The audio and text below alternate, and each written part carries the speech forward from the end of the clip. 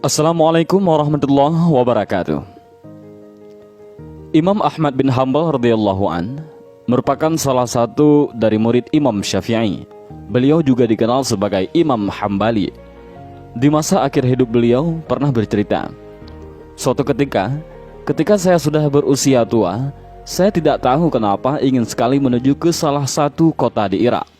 Dan cerita ini tertulis dalam manaqib Imam Ahmad bin Hanbal ketika beliau menuju Basrah. Padahal tidak ada janji sama orang dan tidak ada hajat. Akhirnya Imam Ahmad bin Hanbal berangkat sendiri menuju kota Basrah itu.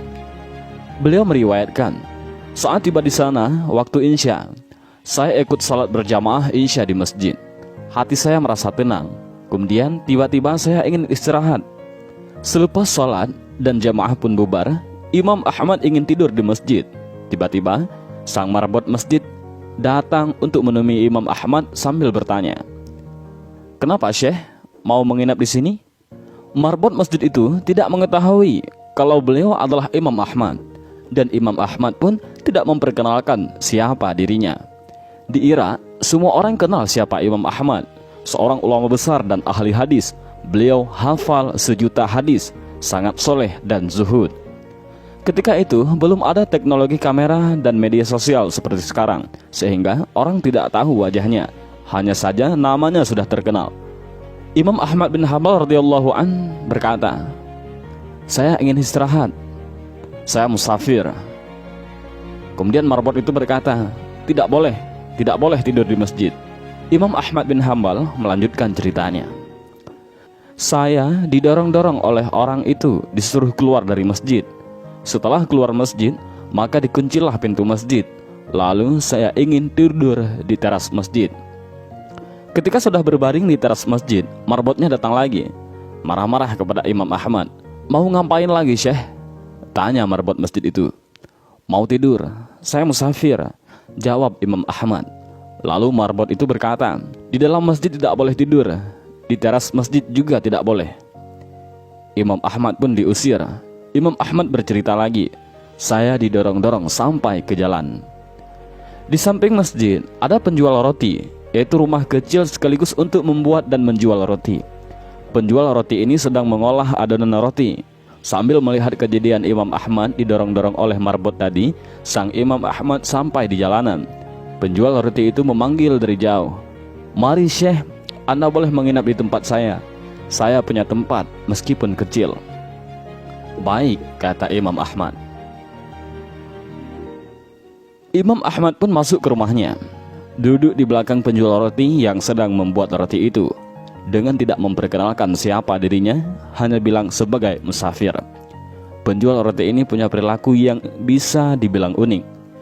Kalau Imam Ahmad mengajak berbicara, maka ia menjawab.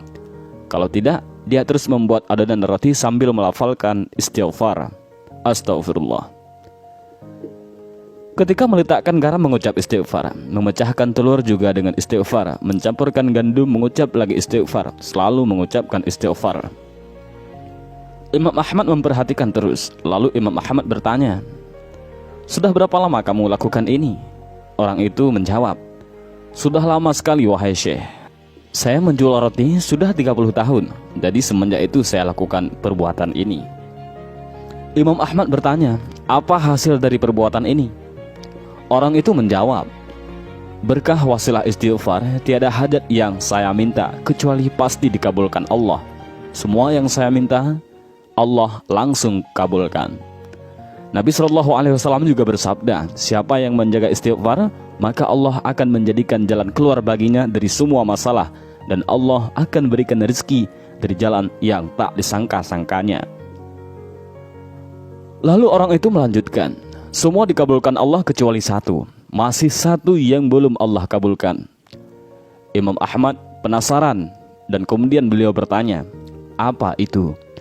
Penjual roti itu menjawab, "Saya minta kepada Allah supaya dipertemukan dengan Imam Ahmad bin Hanbal."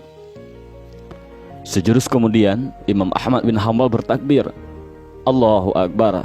Allah telah mendatangkan saya jauh dari Baghdad pergi ke Basrah dan bahkan sampai didorong-dorong oleh marbot masjid itu sampai ke jalanan karena istighfarmu."